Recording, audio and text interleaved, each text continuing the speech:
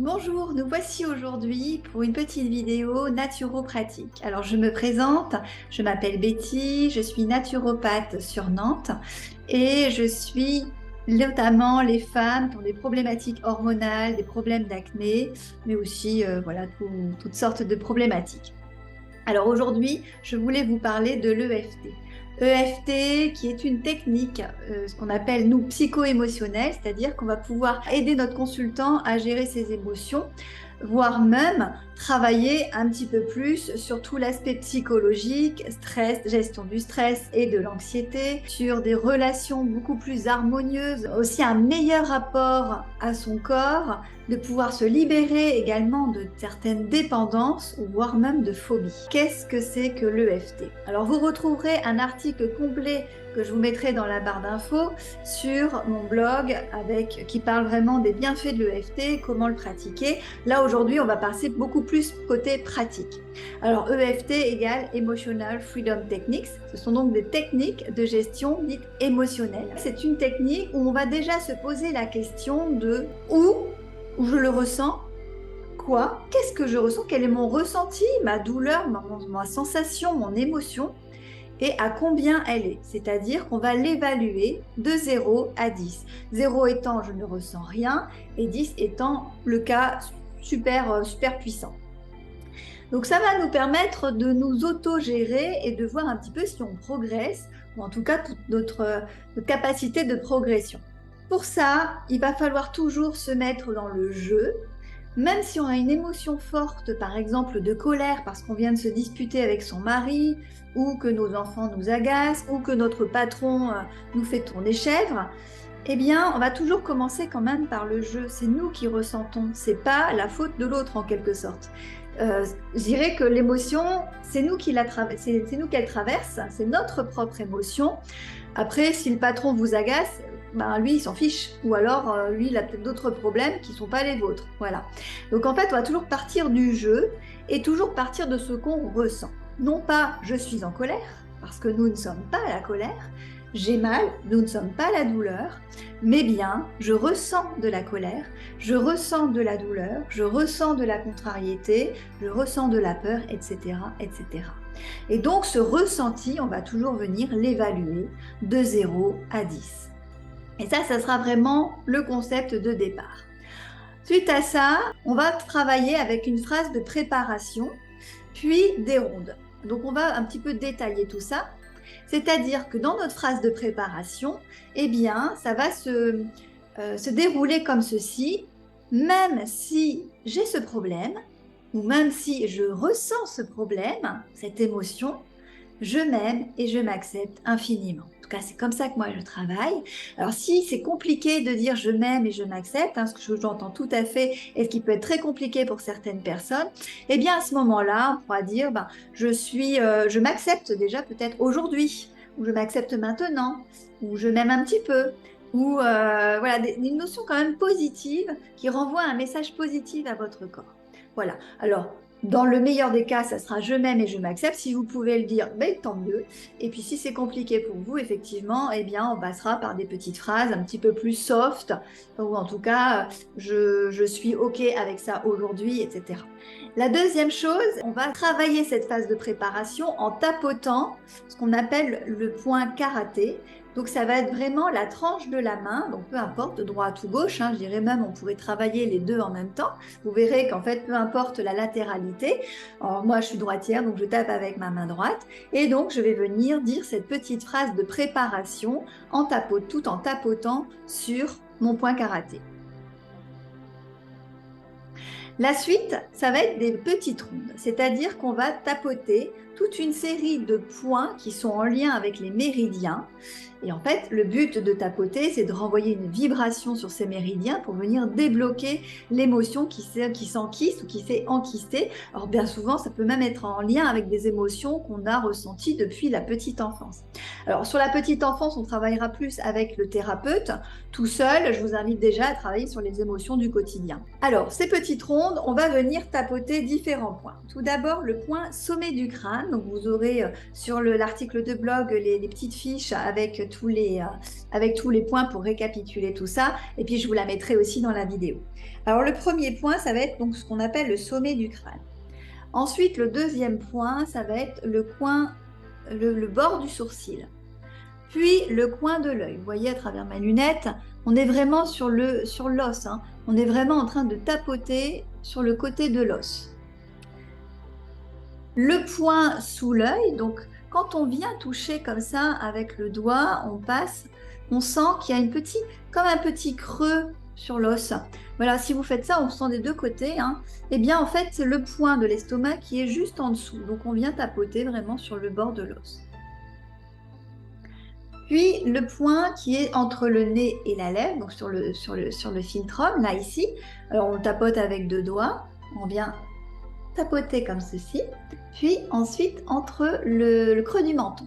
Alors moi, souvent, par habitude, je travaille les deux en même temps. Donc on refera, et puis je vous inviterai à le faire en même temps que moi. La suite, ça va être les points sous les clavicules. Vous voyez, chez moi, hop, on les voit, elles sont ici. Eh bien, ça va être vraiment le point, donc on a le creux ici au milieu, sous les clavicules, c'est ici. Vous voyez? Donc on n'est pas ici, ni là, on est vraiment sous les clavicules et on va venir tapoter ici. Donc le choix des points est très important parce qu'il va permettre d'ajuster vraiment les choses et d'être au plus précis. Hein, si on tapote n'importe où, après on va se dire ça marche pas votre truc, oui ça marchera pas forcément. Hein, si on veut que ça fonctionne et ça fonctionne très très bien, on est juste dans ces points. Donc c'est pour ça que je passe un petit peu de temps pour les apprendre. Ensuite, le point suivant, ça va être sous la poitrine. Je m'explique. Vous avez les seins, les mamelons, hein, que ce soit pour les hommes ou les femmes. Et en fait, juste en dessous, on va pouvoir venir tapoter. Donc en fait, ce sont les points qui sont à peu près à ce niveau-ci, au niveau des côtes. Et pour plus de précision, on ne va pas venir tapoter un point, ça ferait un peu bizarre. Donc en fait, on va taper avec le tranchant de la main et on va venir tapoter sous les seins comme ceci, des deux côtés. Ensuite, toujours la ligne du mamelon, on va venir tapoter un point qui se situe un petit peu en dessous de l'aisselle, à peu près à 10 cm. C'est un point qui est un peu sensible. Hein. Quand on passe le pouce comme ça, on doit sentir qu'il y a une petite sensibilité. Et effectivement, soit on va venir tapoter avec l'autre main, comme ça, soit moi je fais comme je suis là, hop, je passe directement, donc avec les mains que je retourne, voyez, et je viens tapoter avec le tranchant de mes doigts à cet endroit-là. On va continuer notre petite ronde avec les doigts. Alors, tout à l'heure, je vous ai expliqué le point karaté qui était de l'autre côté. Cette fois, en fait, on va venir, vous voyez, si je mets mes mains comme ceci, ça va être les points qui sont sur le bord des ongles vers moi. Donc, on va venir tapoter le bord du pouce, le bord de l'index, du majeur, on saute l'annulaire et on va venir tapoter le petit doigt, l'auriculaire. Alors, donc on va venir tapoter avec deux doigts ou même un seul doigt, hein. Donc le bord de l'ongle, alors c'est vraiment le point précis qui se situe, vous voyez, sur le bord de l'ongle, ici. Pas là, là, là, ici. Et donc je viens tapoter le bord du pouce, je viens tapoter le bord de l'ongle de l'index, je tapote le bord de l'ongle du majeur, je saute l'annulaire et je viens tapoter le bord de l'ongle de l'auriculaire. Et en fait, le méridien de l'annulaire, on va venir le rattraper en tapotant, vous voyez, ici, entre les deux os, ce qu'on appelle le point de gamme. En fait, c'est la petite zone qui se situe à ce niveau-ci, qu'on va venir tapoter avec deux doigts. Et là, c'est très simple.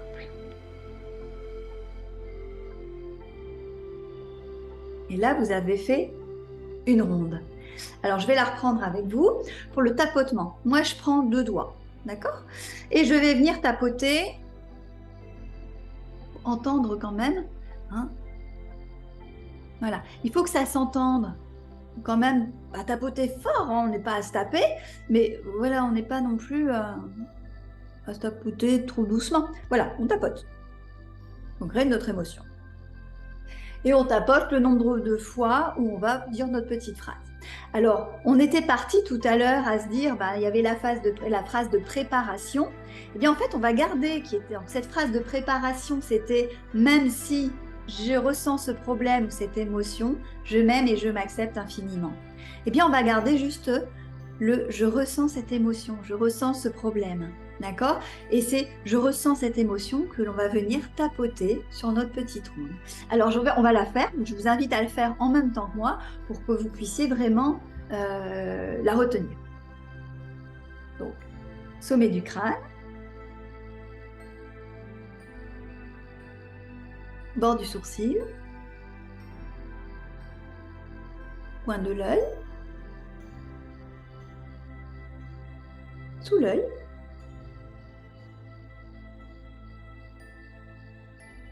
sous le nez et creux du menton,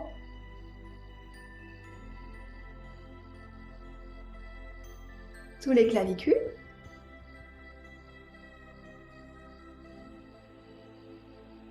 sous la poitrine,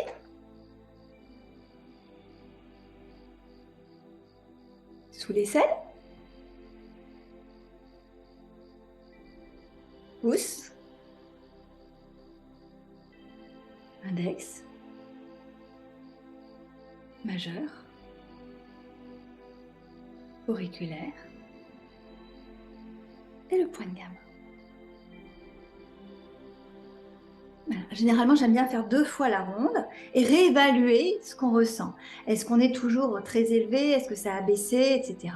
Si ça a baissé, c'est qu'on est sur le bon chemin, c'est-à-dire que vous allez refaire 1 ou 2 fois la ronde en étant peut-être un petit peu plus spécifique sur votre ressenti.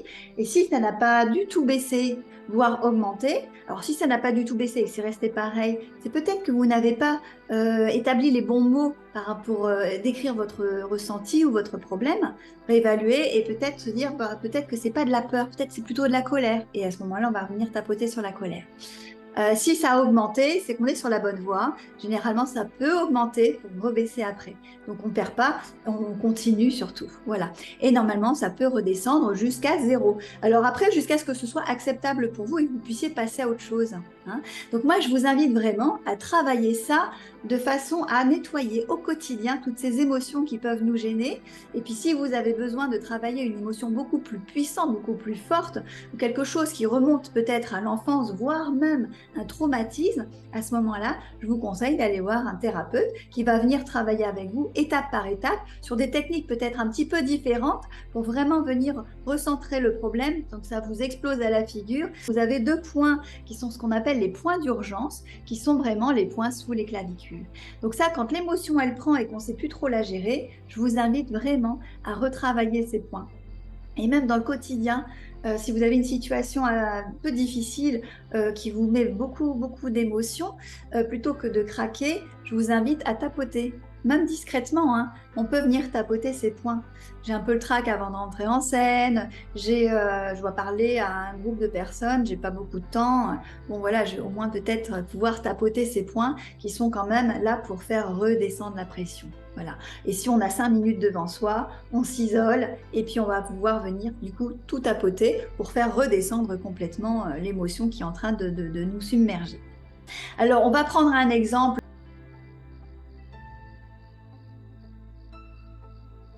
Donc j'ai raté mon bus, je me sens très contrariée, donc ça va donner la phase de préparation qui va être, même si je me sens très contrariée d'avoir raté mon bus, je m'aime et je m'accepte infiniment. Et ça, on va venir le tapoter sur le fameux point karaté et on va le dire 3 fois. Donc ça nous donne, même si je me sens très contrariée d'avoir raté mon bus, je m'aime et je m'accepte infiniment. Même si je me sens très contrariée à 7 sur 10 d'avoir raté mon bus, je m'aime et je m'accepte infiniment. Même si je me sens très contrariée à 7 sur 10 d'avoir raté mon bus et d'arriver en retard à mon travail, je m'aime et je m'accepte infiniment. Ensuite, on va venir faire notre petite ronde. Et on va prendre juste la petite phrase du problème. Je me sens très contrariée d'avoir raté mon bus. Je me sens très contrariée d'avoir raté mon bus. Je me sens très contrariée d'avoir raté mon bus. Je ressens beaucoup de contrariété d'avoir loupé mon bus. Je ressens beaucoup de contrariété d'avoir loupé mon bus. Je ressens beaucoup de contrariété à 7 sur 10 d'avoir raté mon bus. Je ressens beaucoup de contrariété à 7 sur 10 d'avoir loupé mon bus. Je ressens beaucoup de contrariété à l'idée d'avoir raté mon bus. Je ressens beaucoup de contrariété à 7 sur 10 d'avoir loupé mon bus. Je ressens beaucoup de contrariété d'avoir loupé mon bus. Je ressens beaucoup de contrariété à l'idée d'avoir loupé mon bus. Je ressens beaucoup de contrariété d'avoir loupé mon bus. Je ressens beaucoup de contrariété d'avoir loupé mon bus. Je ressens beaucoup de contrariété d'avoir loupé mon bus. Et ça, vous le faites 2 fois. Une fois que c'est fait, on inspire, on expire, et de là, on réévalue. Est-ce que je suis toujours à 7 sur 10 ou est-ce que je suis à moins que ça? Si vous êtes toujours à 7 sur 10, c'est que le problème n'était pas le bon. Peut-être vous n'êtes pas contrarié, peut-être vous êtes en colère, peut-être vous avez peur de la conséquence à votre travail ou autre. Voilà, donc réévaluez, reposez-vous les questions. Où je ressens ça? Donc, est-ce que c'est dans le ventre? Est-ce que c'est dans la poitrine? Qu'est-ce que je ressens et à combien? D'accord? Après, ça peut aussi être une émotion qui vous prend tellement au niveau du plexus, par exemple. Et ça pourrait être, j'ai une peur qui se fige au niveau du plexus. Eh bien, à ce moment-là, c'est pareil. On viendrait faire notre petite phrase de préparation. Même si je ressens un poids au niveau de ma poitrine, je m'aime et je m'accepte infiniment. Même si je ressens de la peur à 8 sur 10, je m'aime et je m'accepte infiniment. Et ça marche aussi très bien avec la douleur. Même si j'ai mal à ma cheville droite à 8 sur 10, alors pour la douleur, on va pas juste dire je ressens de la douleur, on va dire je ressens un picotement, une brûlure. On va essayer d'être le plus spécifique possible. Voilà, à partir du moment où on veut que ça fonctionne, eh bien, on essaye d'être le plus spécifique possible, comme si on voulait décrire à quelqu'un ce qu'on ressent exactement, à l'endroit, le ressenti, et puis du coup, à combien. Voilà. Et donc, avec tous ces petits éléments, on peut travailler notre phrase de préparation, et puis ensuite, travailler notre onde. On réévalue, et là, on voit si ça a baissé. C'était 7. Alors, bien sûr, cette évaluation, on ne va pas la réfléchir pendant 2 heures, à se dire peut-être 5,5. Non, c'est le premier chiffre qui vous vient en tête. C'est une évaluation assez sommaire qui vous permet juste de savoir où vous vous situez. Parce qu'une fois que l'émotion, elle passe, on ne se rappelle pas avoir subi cette émotion. Voyez, donc c'est bien de se noter, de se dire, ah, tout à l'heure j'étais à 7 sur 10, voilà, je la ressens, c'est 2 et encore. Bon, en fait, non, je suis peut-être même plus contrariée du tout. Vous voyez, je ne me sens plus contrariée du tout. Donc voilà comment on va pouvoir travailler l'EFT. Alors j'espère que cette petite vidéo va vous servir. Je vous invite vraiment à travailler ça au quotidien. C'est rapide, vous voyez. Ça peut permettre vraiment de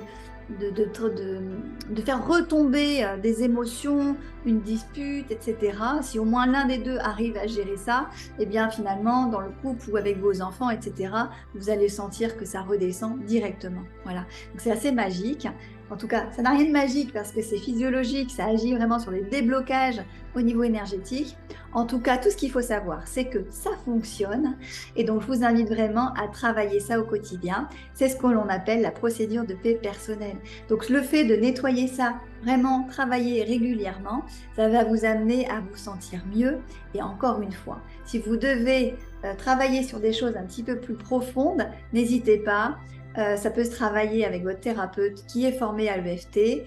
Moi, je suis formée, on peut se faire une visio, même par visio.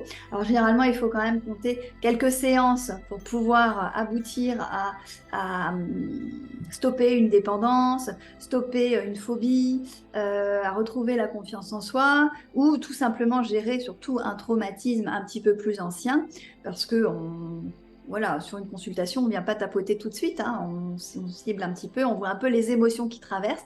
Mais en tout cas, je vous invite déjà à travailler ça par vous-même. Et puis éventuellement, après, de prendre rendez-vous avec un thérapeute, même près de chez vous, qui fait de l'EFT.